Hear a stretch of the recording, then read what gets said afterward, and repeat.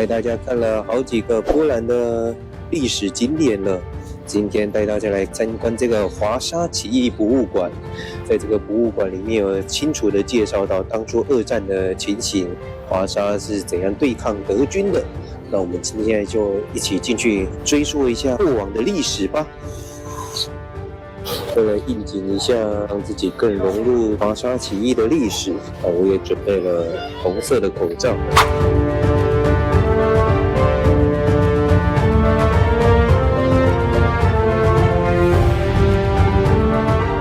在这场起义中，就是连儿童也是一起参战的。12岁的儿童做的事情，可能跟成年人做的事情是一样多的。结束后，甚至有一些儿童是被囚禁在战俘营里面的。我们没有这些童年的过去，只有战争。大家可以想象吗？饥饿的犹太区里面，这一瓶1公斤的橘子酱就可以拯救一个人的生命。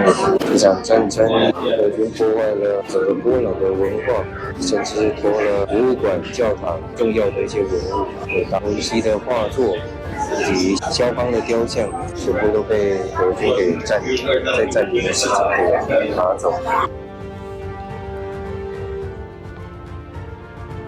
1944年，当华沙被纳粹德国占领，波兰地下军发动一场几乎不可能成功的反抗——华沙起义。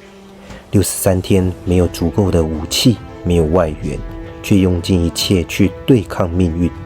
而这座博物馆把那63天变成你可以亲身经历的旅程。你会听见心跳声，在昏暗的走廊里，一下一下地提醒着。这里曾经有人真的在恐惧中做出选择。你会看到当年的下水道，不是展示，而是可以走进狭窄空间。那不只是逃生路线，而是无数生命最后的希望。抬头，一架悬挂在空中的飞机模型，象征着当时盟军遥不可及的支援。低头，是一封封没有寄出的信，停在时间里，等不到收件人。这里没有过度渲染的悲情，但每一个细节都在冷静地告诉你一件事：自由从来不是理所当然。走出博物馆那一刻，你会发现华沙依然热闹、现代，充满生命力。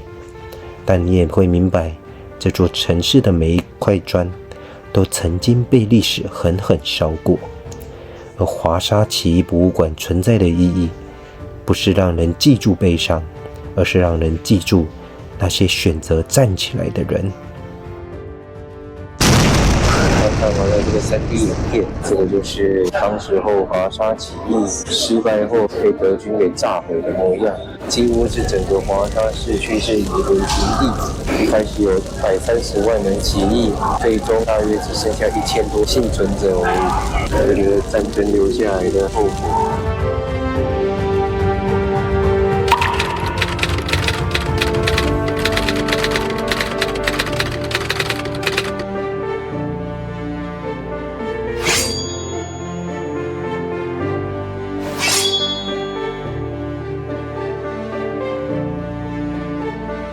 什么？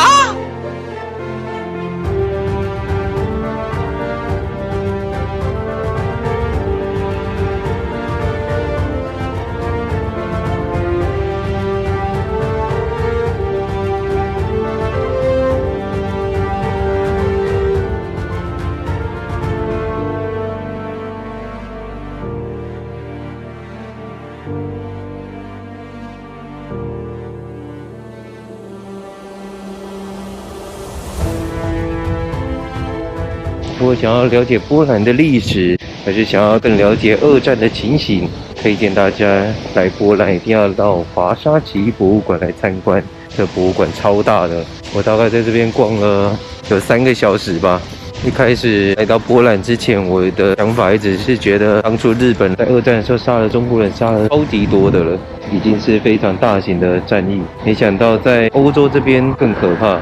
而且波兰就是二战里面最为严重的一个国家，短短的2周就被德军给占领了。波兰算是我来到欧洲的这几个国家里面感触觉得最难过的一个国家。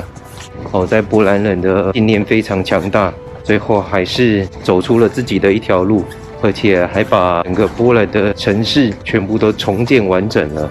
刚刚有给大家看到，整个波兰已经被夷为平地了，完全是什么都没有。但是在今天的波兰，已经恢复成一个繁荣的城市了。那我们今天的影片就到这边结束咯。下支影片会带大家去参观一下波兰最有名的一位音乐家。那我们下一支影片见咯。